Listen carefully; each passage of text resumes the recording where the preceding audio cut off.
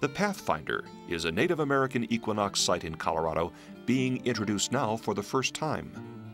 Its array of pecked petroglyphs apparently weaves together a story about birth, death, and the afterlife. Two massive rock slabs lean inward to form a tall and narrow tent-like shelter. A large prominent leaf image appears on the northwest wall. The opposing rock wall casts a matching shadow that fills the leaf only at equinox dawn. The rock edge might have broken to create a slight jagged gap in the present shadow.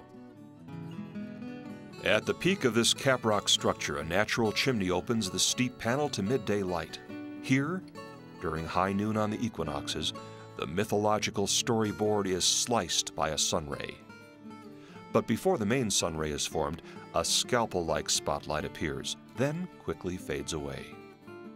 Our sunray begins as a needle of light, comparable in length and dimension to Fajada Butte's famous sun daggers.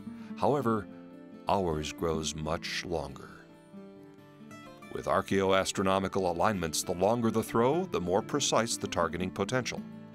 A carved snake shown in green will eventually be struck, but only after an elaborate petroglyph near the center is pierced. Highlighted in yellow, its sexual content will be described shortly. Our time compression is slowed to carefully document the equinox sunray as it crosses a prominent natural division on the rock face. The sexually explicit petroglyph appears to diagram mated sex organs and a second phallus to the right. This could depict the Navajo legend of changing woman, impregnated with twins by the blinding noonday sun. The human form whose abdomen is pricked by the advancing solar tip could be changing woman, who also symbolized the seasonal cycles and was a metaphor for aging and renewal. This event occurred about 24 hours after the actual moment of the fall equinox, when thick clouds obscured the sun. With the sun now south of the equator, the path of the sunray's tip is slightly above where it would have been the day before. This sequence was taken a half a day after the spring equinox of 2004, when the sun was slightly north of the equator.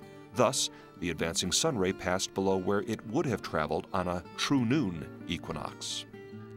These lit pathways define a narrow corridor for where the sun straddled either side of the equator.